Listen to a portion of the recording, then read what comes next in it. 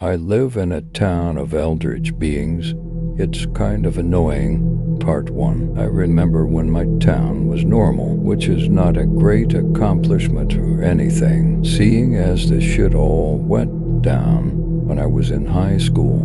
Lots of people in this town remember what it was like to live normally, but still, every time I see the awe on a kid's face when they learn the other towns don't have shape-shifting gas station clerks or invisible mayors, I feel like an old man that started, as all fucked up stories do, with the government intervening. One day, when I was a sophomore in high school, it was announced that the government was testing some new drug. They told us it was harmless, that it had already cleared all the major trials, so there was no harm in volunteering to be tested. They told us it was safe for all ages, and they offered a high cash reward for all participants. We're not the richest town in the world, for sure, so needless to say, dozens of people and their children signed up. I still don't know what was in that drug, and nobody's ever told me.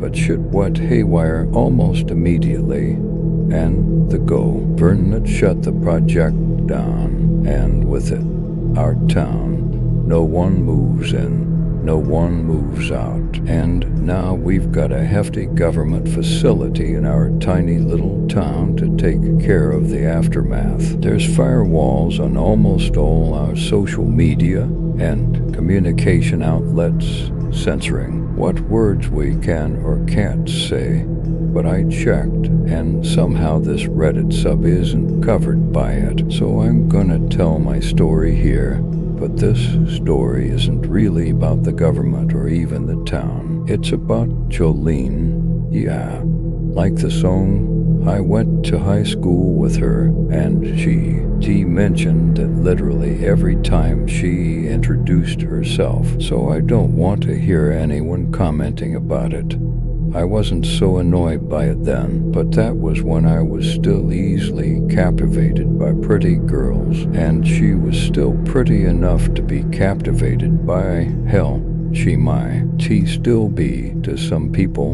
I'm on the internet, I see what you freaks are into. Anyways, Martha knocked on my door at about 10 a.m. this morning. I knew it was her before I opened the door. I guess that's what all these government employees have in common. Cops, SWAT, federal agents, technically unlabeled government agency workers, they all knock like they're trying to bring your whole house down.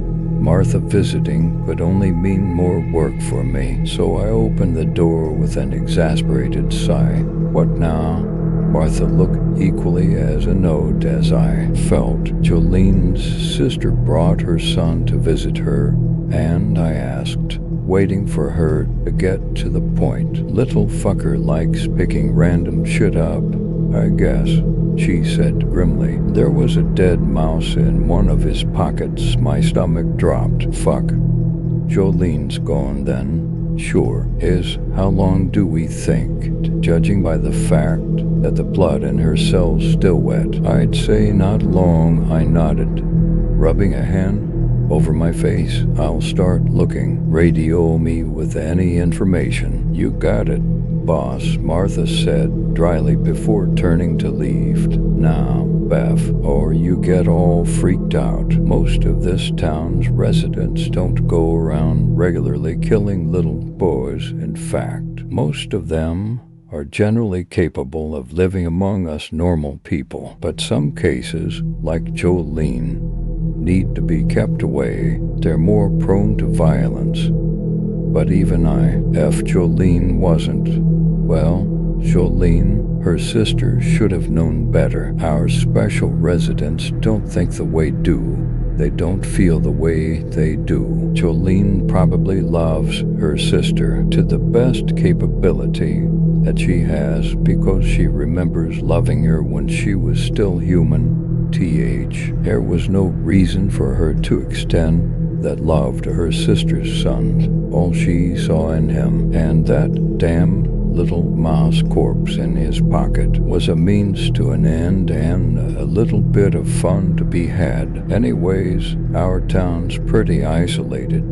Most of what's around us is just woods and no knee-lane roads, so I knew Jolene couldn't have gone far. The bad news is there's plenty of wildlife around here, so she's probably traveling quickly. I drove down towards a certain patch of the forest that I knew was overrun with deer and a couple of wolves, since I figured I'd have the best chance of finding her there. My suspicions were confirmed when Martha buzzed into the car radio. Helicopter pilots are seeing a deer's body about a mile from where you are. Got it, I responded. The radio crackled back.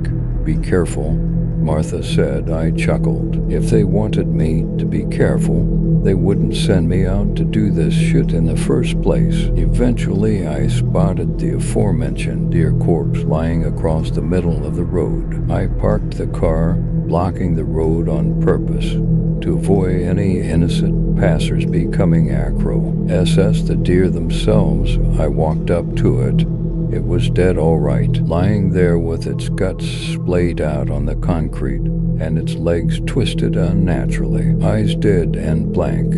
Jolene, I asked, you there? The deer's body began to shake, not like a shiver, like you would court coming from within its body, but as if there was an invisible hand yanking it back and forth. Its head twisted upwards, and its neck snapped in a sickening crunch as it rotated its head fully upside down. How do you know what my name is? Or rather, Jolene said, voig, guttural and raspy, you know. It's like the, yeah, the song, I know, I sigh. It's me, it's Jack. The deer's head twisted even further, as if she was cocking her head at me in confusion. I sigh, you know. We went to high school together. The deer blinked, slowly, eyelids jerkily moving over its blank eyes. I rolled my eyes. Once a popular girl, always a popular girl, I guess. You mind telling me where you are, Jolene? If you know me, you should have no trouble finding me.